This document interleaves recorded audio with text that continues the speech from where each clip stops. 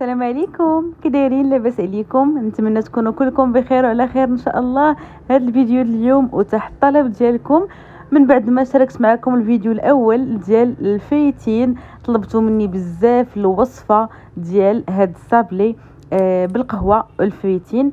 كيف كتلاحظوا كيجي واحد الصابلي شكلا رائع جدا ومذاقا بلا ما نعاود لكم، كيجي خطير لعشاق مذاق ديال القهوه.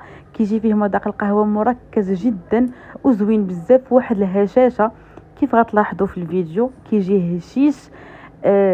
هاد الصابلي رائع بزاف، نتمنى انكم تجربوه لانه مذاقه زوين، سهل، اقتصادي وسريع التحضير. اطبق الفايتين اللي كياخذ شويه ديال الوقت. بلا ما نطول عليكم ندوزو للمقادير وطريقه التحضير. بالنسبة لأول مكون عندنا هو 125 غرام من زبدة حيوانية، تكون نوعية جيدة وتكون لينة أي بحرارة المطبخ باش تساعدنا في الخدمة ديال هاد الصابلي. نحتاج كذلك 50 غرام من سكر ناعم، يكون حتى هو نوعية جيدة، وغربلوه مزيان قبل ما تستعملوه. غنحاولوا نخلطوا هاد المكونات مع بعضهم حتى كينسجموا. هنا في هذه المرحله فاش كيبان الدور ديال الزبده، الا كانت لينه فراه كتساعدنا في هذه المرحله.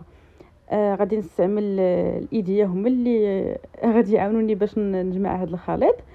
يعني خدموا بالطريقه اللي بغيتو، ممكن تخدموا يعني بالعجانه اي طريقه بغيتو، غير هو فاش تبغوا تضيفوا الدقيق خدموا غير بيديكم حتى كتولي هاد الزبده لينه وكتنسجم مع السكر. كنضيف تقريبا 40 غرام من الزيت نباتيه، اي تقريبا 6 ملاعق اللي كبار مملوئين من الزيت. ومن بعد ما كينسجموا غادي نضيف صفار بيضه واحده. من الاحسن تضيفوا غير صفار بيضه، ما تضيفوش يعني بيضه كامله، لانه غادي نحتاجوا كميه كبيره من الدقيق وبالتالي ما يبقاش العجين في نفس القوام المطلوب ديالو. مباشره غنبداو كنضيفوا في الدقيق. وبالنسبه للكميه ديال الدقيق فراه على حسب الحجم ديال صفار البيض، على حسب الليونه ديال الزبده، وعلى حسب نوعيه الدقيق هو بنفسه. يعني كل وحده غادي الكميه اللي غادي تحتاج في هذا الصابلي. المهم القوام ديال الصابلي العادي اللي كنعرفو كتكون واحد العجينه اللي هي متماسكه وفي نفس الوقت ما قاصحش بزاف. غادي نضيف المكون الرئيسي او النكهه الرئيسيه هي النكهه ديال القهوه. ضفت تقريبا نصف ملعقه صغيره ديال نكهه القهوه. من الاحسن ما تضيفوش يعني نسكافيه تذوبوها مع الماء، ما كتجيش بنفس القوه ديال المذاق ديال هاد النكهه. غنضيفوا النكهه وغادي نعاودو نخلطوا، وغادي نبقاو كنضيفوا في كميه ديال الدقيق حتى كينسجموا المكونات وحتى كتجمع لينا هاد العجين. وواحد الملاحظه، فاش كنبداو كنضيفوا في كميه ديال الدقيق كنضيفوا بشويه بشويه. وبالنسبه للطريقه اللي كندخل بها الكميه ديال الدقيق فراه بهذه الطريقه، فحال كنقلب العجين على بعضياته، ما كندلكوش هذا العجين. الصابلي معروف ما كيدلكش نهائيا باش ما كيطلقش الدقيق هذاك الجلوتين ديالو، وبالتالي كيبقاو كيتمددوا او كيتقلصوا هذوك يعني القطع ديال الصابلي في الطياب. القوام ديالو راه واضح معكم. غندوزو مباشره للتشكيل ديالو.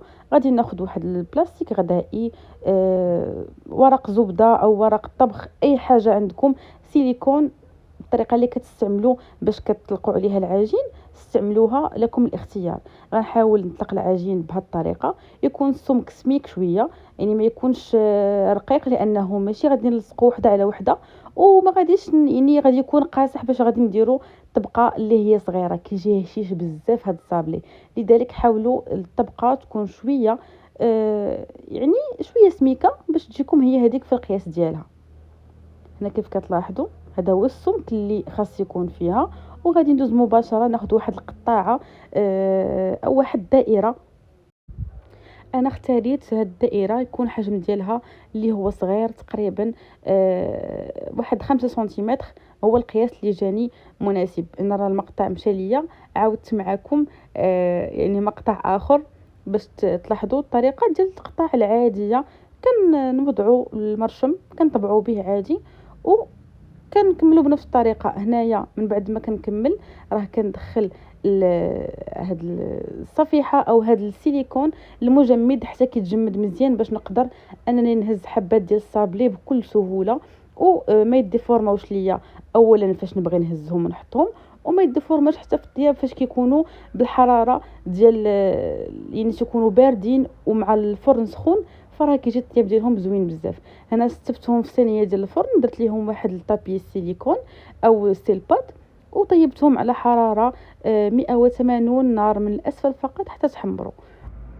وبالنسبه لطريقه التزيين ديالهم ذوبت واحد الكميه من الشوكولاته بالحليب نوعيه جيده مع كميه من باتا غلاسي شوكولا بالحليب كذلك. استعملت لا ماركه ديال فان هوتن يعني باش كتجي هاد الشوكولا كتجي شويه سايحه، ما كتجيش شاده في راسها لان الشوكولا نوعيه جيده كتجي شويه قاصحه.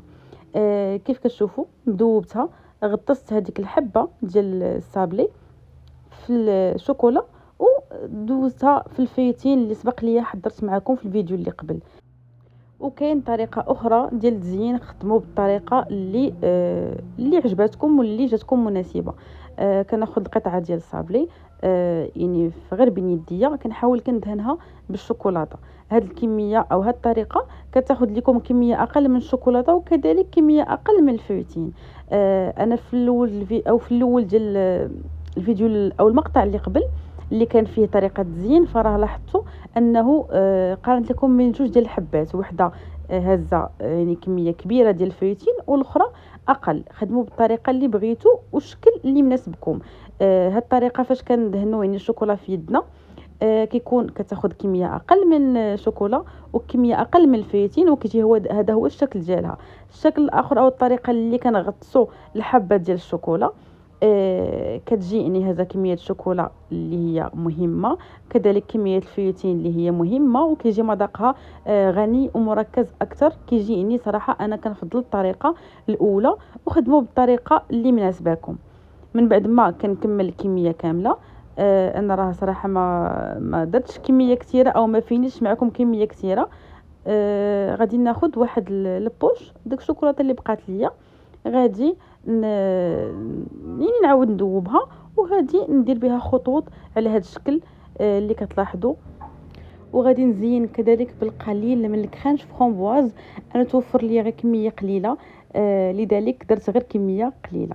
وتكون هذا هو الشكل النهائي ديال صابلي بالقهوه الفيتين كاكاو.